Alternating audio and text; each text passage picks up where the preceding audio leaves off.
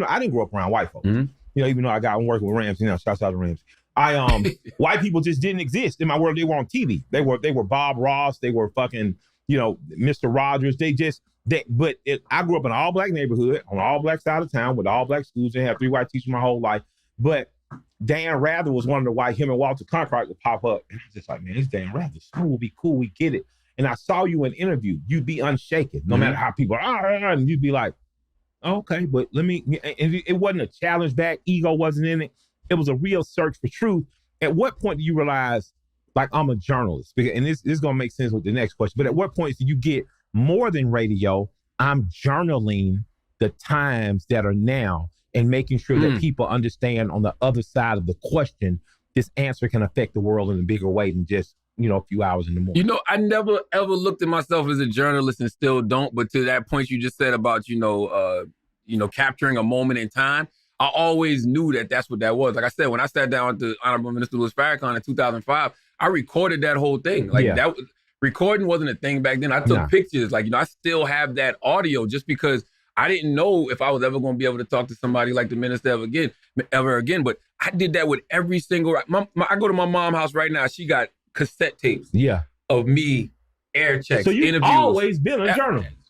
I guess you are. Yeah. Like, this your friend telling, like, man, you a journalist. Like my first interview was with Fabulous, right? Literally, he put out Ghetto Fabulous in 1999, I think it was. That was my first interview ever. He in the radio station, him and Lenny S. came to Z93 Jams in Charleston.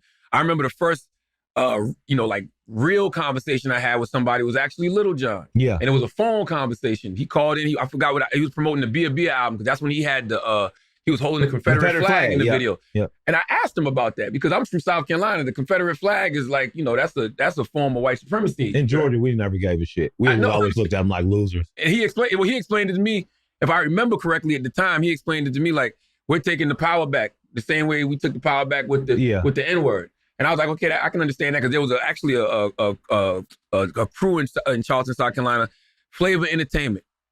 I think I'm getting this right. Flavor Entertainment, Shrimp and Spence. They actually took the Confederate flag and made it red, black, and green. I saw that. I remember those. I remember. So I understood what John was saying when we had that conversation. But that was like one of my first, real journalist conversations because I wanted to know, why are you holding that flag up in that video? I remember MJG having it on the album cover. I remember Dre having the belt buckle. I remember Gip from Goody Mob used. I remember asking my grandfather when I was a kid, Granddad, you drive down 75, you go in Florida, you see these big, huge streets.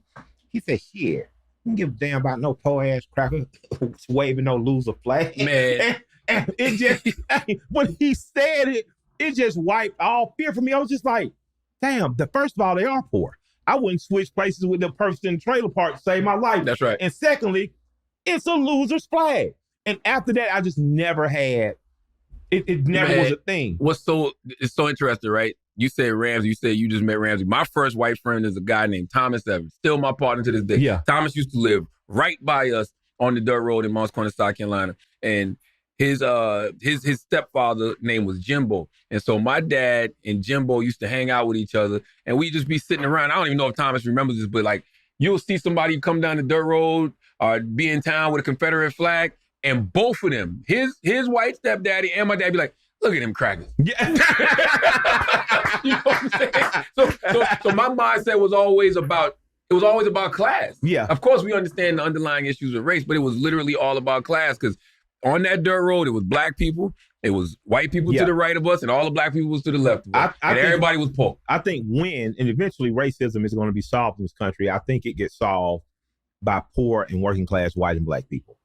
I honestly think that's what, one of my heroes is a guy named Popeye, who was a moonshine runner, who got convicted of a federal case of moonshine, and he chose to kill himself versus go to federal prison behind it. Damn. And that man, no matter how he felt, I don't know how he felt about black people who didn't, but what I do see him as a hero is because fuck the government.